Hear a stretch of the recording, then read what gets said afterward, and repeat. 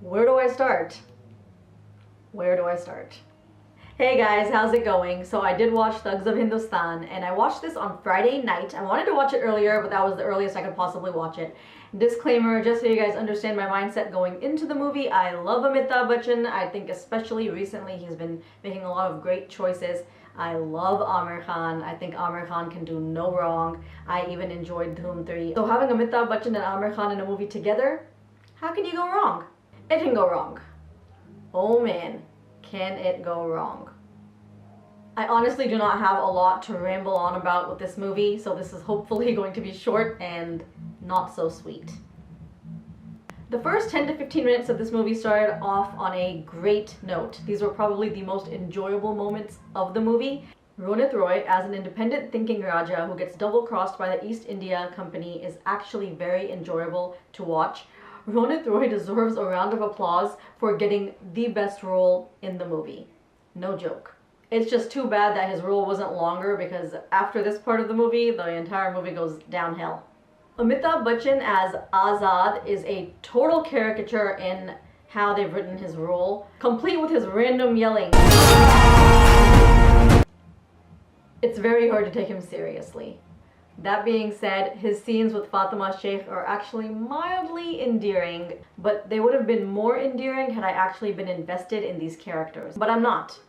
No one is, because these characters have been written completely one-dimensional. They have been written as flat characters with no development on their backstory other than the flimsy bit that we are initially shown. Fatima Sheikh, whatever promise she had shown in Dangal, it has been completely reversed here. I have no idea what was going on with her performance, but it wasn't good. She was in poor form with little to do other than jumping from one place to another. Amir Khan actually has the most entertaining role of them all. He's enjoyable to watch on screen and he brings out a few smiles, but that's about it. He's also written as a very flat character. And Ferangi's double-crossing behavior is a poor attempt at weaving some suspense into the story, but it doesn't work. It just does not work. I have to give special mention to the two white guys in the movie, Lloyd Owen and the other guy whose name I do not know. They did a fairly good job in this movie. It's a completely different thing altogether as to why these two men speak to each other in accented, broken Hindi in typical 90s Bollywood fashion. You guys know how I feel about Katrina, and if you don't know how I feel about Katrina, I do not like Katrina. However, that being said, Katrina is the best part of this movie. No joke. Katrina's 2 songs and 2 scenes are literally the only time in this movie where I was staring at the screen with interest, other than those initial 15 minutes. Suraya and Manzoor-e-Khuda were a lot of fun to watch, especially because the songs have been shot on such a grand scale.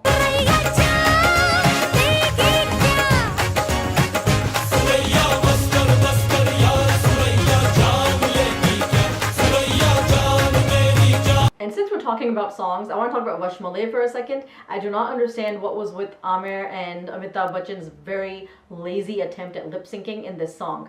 It made no sense. It was like they weren't even putting any effort into it whatsoever.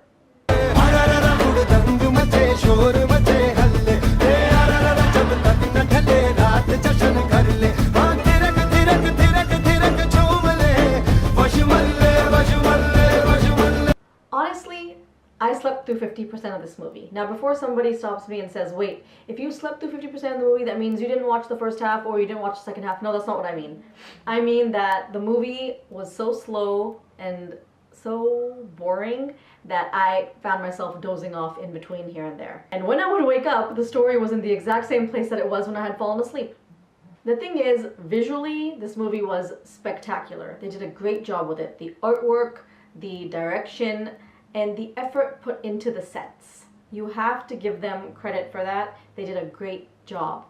I understand why this was India's most expensive movie. However, I feel like they should have put some more money into a good scriptwriter, because the biggest and honestly the only problem with this whole movie is the script. The story is really weak. It is wafer thin. And then on top of that, the characters in the movie are so one-dimensional and so flat that you can't really connect with them on any level. And that's all due to bad writing. Watch this for Amir Khan's performance. Watch it for the visuals and the hard work that went into the artwork and the special effects.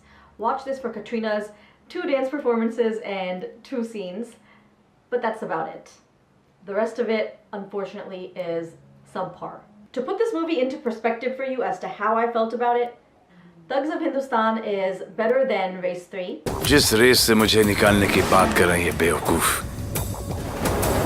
वो नहीं जानते उस race का सिकंदर मैं। It's better than Mohenjo-daro.